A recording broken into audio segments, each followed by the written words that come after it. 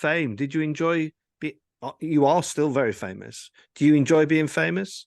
No, it's horrible. It's an intrusion. It's a total intrusion. I mean, I chart it in the book, the pain that I've had from people recognizing me, the inappropriate behavior of people. Can you share something, Melanie? Well, yesterday, shall we say?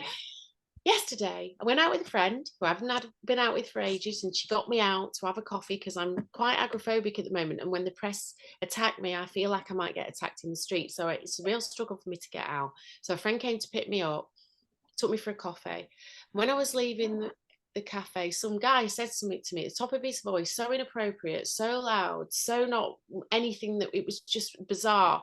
And I dealt with it in a way that I've always had to. It's like, have a nice day, thanks very much, and walked on. And my friend she was apoplectic with rage that how rude it was that and what he'd said. And that's how I feel every time it happens, but can't demonstrate it. What did he say? It was about my mental health. And he talked about it at the top of his voice in a way that was so, I don't even know. I don't even want to repeat, because then he'll identify me for trade, which is the one that most people are focused on. Time will, I think, prove we've got it right. And you're beginning to see that in the last year. Yeah. I mean, my worry, I worry about whether I made the right decision. And I'm going to use a very, very, very basic analogy, Nick. It might surprise you.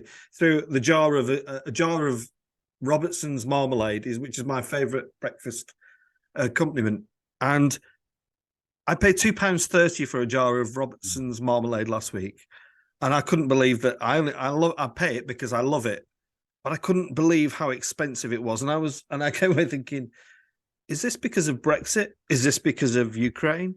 Is this because of bad management, poor governance? And I really don't know the answer. What would you say? Well, I would say, as in ever, as in. And I think there's a recognition of that. And also, young people, I've spoken to so many now who had, unanswered questions when it came to the pandemic. So I'm sure I want to talk to you about these things, but people who thought, actually, I don't have all the answers from what's around me, and have reached out to faith or, spirituality to try and answer those questions. And actually, young people. And really nobody, my friends certainly weren't really engaging with it. And then sort of 4 or 5 days before the end, they went, oh, hold on, there's an election on Thursday.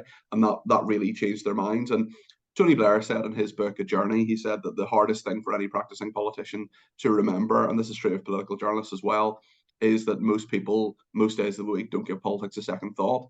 Now, I think that listeners and viewers of Talk TV do give it more than a second thought. They're very, very engaged people, but they're not everybody. And I think, David, I can ask you so many questions.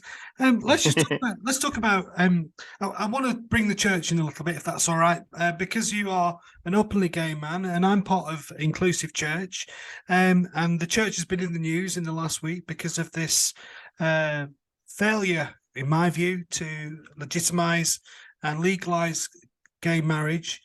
Do you think the church is actually relevant anymore to secular gay people, first and foremost, but also there's a lot of gay Christians. I know a lot of gay Christians.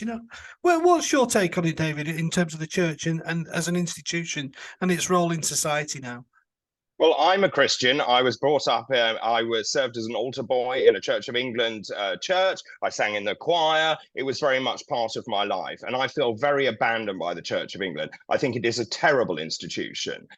Whilst religion is still very important to me, the organisation, and the fact is, it seems to me you've got a bunch of people who are running the church to suit themselves, and they're not listening to their parishioners. And one of the things that I always say about this is I don't really understand why they've got such a problem with gay marriage when the greatest gift God gave was love. I didn't bring you into this world to waste your life as a priest.